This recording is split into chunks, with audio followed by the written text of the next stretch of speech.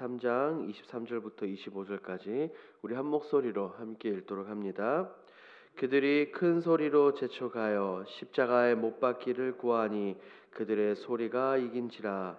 이에 빌라도가 그들이 구하는 대로 하기를 언도하고 그들이 요구하는 자 곧 밀란과 살인으로 말미암아 옥에 갇힌 자를 놓아주고 예수는 넘겨주어 그들의 뜻대로 하게 하니라. 아멘. 오늘 본문은 예수님께서 재판을 받으시는 장면입니다. 바라바와 예수님 중 사람들은 바라바를 놓아주고 예수님을 십자가에 못 박으라고 소리 지르는 장면을 볼 수가 있습니다. 사람들의 이 요구를 받은 빌라도의 반응은 어떠했을까요? 오늘 본문을 통해서 함께 살펴보도록 하겠습니다. 내용 관찰 1번입니다. 빌라도가 예수님을 죽이지 않고 풀어준다고 하자 무리는 어떻게 반응합니까? 이 본문에 나오는 백성들은 계속해서 예수님을 다른 것이 아니라 십자가에 못 박으라고 소리 지르고 요청합니다.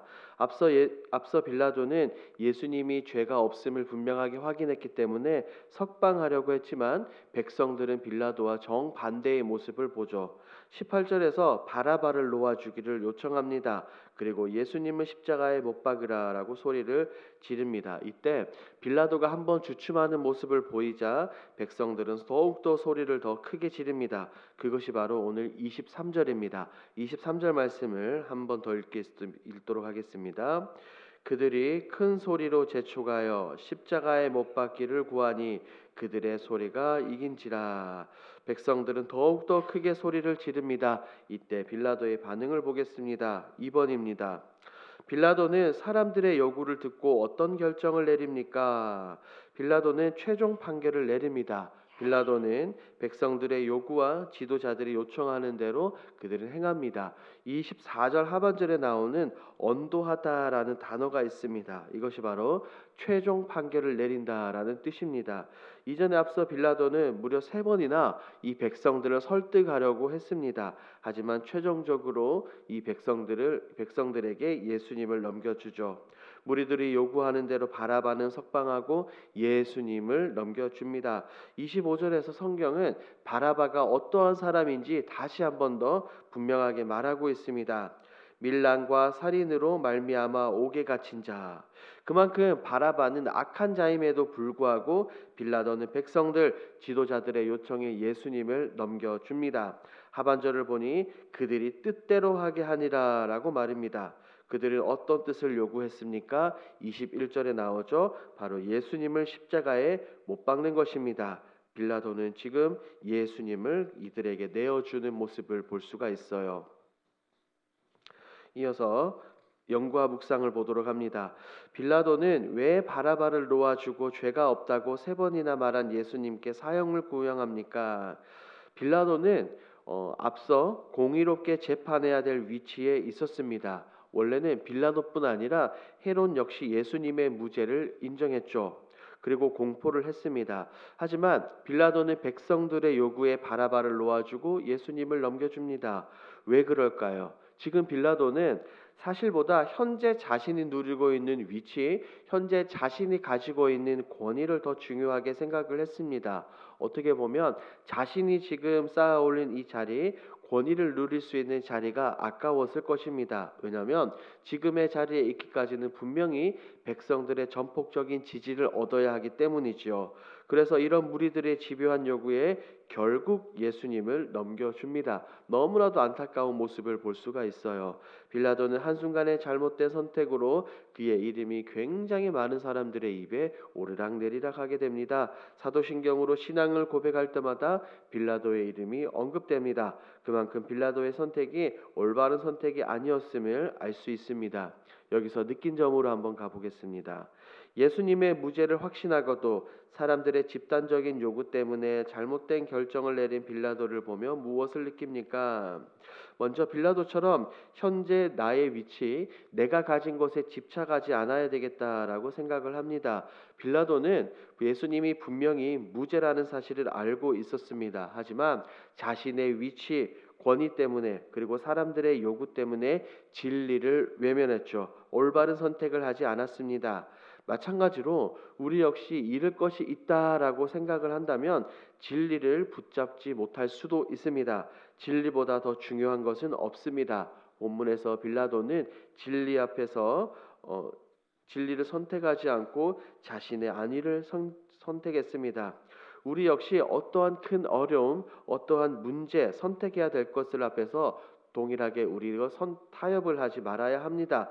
하나님 말씀과 위배되는 진리, 하나님의 진리와 상충되는 선택들을 해서는 안 된다는 것이죠. 본문이 나오는 빌라도는 사람들의 소리에 집중을 했지만 우리는 사람들의 소리가 아닌 하나님의 소리, 하나님의 말씀에 집중해야 될 줄 믿습니다. 오늘 본문에 나오는 빌라도의 모습을 반면교사 삼아 세상과 사람들이 아닌 하나님의 음성에 귀 기울이시는 저와 여러분들이 되기 바랍니다. 적용입니다. 내가 중요한 결정을 내릴 때 말씀보다 세상의 소리에 더 귀 기울인 적은 언제입니까? 이 질문을 보자마자 대표적으로 사울이 떠올랐습니다. 사울은 이스라엘의 초대 왕이었죠. 하지만 사울은 하나님의 말씀에 하나님의 음성에 순종하기보다 자신의 생각, 자신의 선택에 더 집중했습니다. 블레셋과의 전쟁에서 제사를 드려야 되는데 사무엘이 오지 않습니다. 군사들을 우왕좌왕하고 도망가기에 급급했습니다. 그의 눈으로 볼 때 군사들의 사기가 떨어진 것처럼 보였습니다. 그래서 해서는 안 될 선택을 하죠. 직접 제사를 드린 것입니다. 사울은 분명하게 진리를 알고 있었습니다. 자기가 아니라 사무엘이 제사를 집도해야 된다는 것을 말입니다. 하지만 사울은 그렇게 하지 않았습니다. 또한 구약에 나오는 솔로몬의 말년을 보면 알 수 있습니다. 솔로몬은 수많은 이방 여인들과 결혼하며 혼인하며 우상 숭배했습니다. 하나님께서 그에게 2번이나 찾아오셔서 경고해 주셨지만 하나님의 말씀에 음성에 귀 기울이지 않고 오히려 우상 숭배하고 세상의 것들을 더 사랑했던 솔로몬의 모습을 우리가 볼 수 있습니다.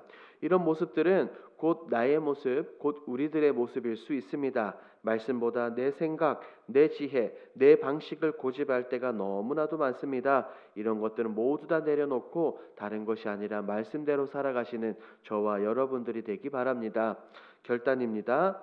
하나님께서 기뻐하시는 바른 선택과 결정을 위한 판단력을 기르기 위해 무엇을 실천하겠습니까?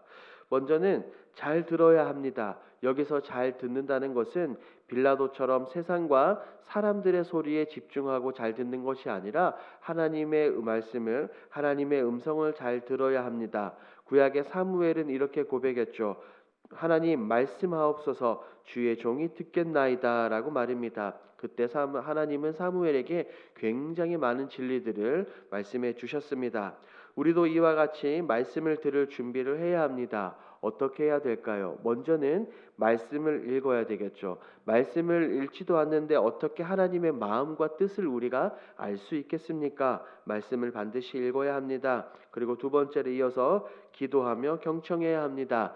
말씀을 통해 하나님의 뜻을 알고 난 이후에 기도를 통해 더욱더 그것을 구체적으로 깨달아야 합니다. 이렇게 말씀과 기도를 통해 하나님의 뜻을 알고 하나님의 말씀대로 명령에 순종해야 될 줄 믿습니다. 이렇게 나아가시는 저와 여러분들이 되길 우리 주님의 이름으로 축복합니다. 아멘. 함께 기도하겠습니다. 첫 번째, 말씀을 통해 하나님의 뜻을 알아가게 하옵소서. 2번째, 오늘도 하나님의 음성에 더욱 귀 기울여 하나님께서 기뻐하시는 결정과 행동을 하게 하소서. 5월 집중 기도 제목입니다. 리모델링 헌금을 작정하고 드리는 성도들에게 복을 내려주셔서 간증들이 넘쳐나게 하옵소서. 리모델링 시공을 위해 시작부터 완공에 이르기까지 은혜롭게 진행되게 하옵소서. 이와 같은 공동기도 제목으로 기도하시고 여러분들이 가지고 오신 개인기도 제목으로 자유롭게 기도하시다가 돌아가겠습니다. 우리 주여 힘차게 부르시고 기도하겠습니다.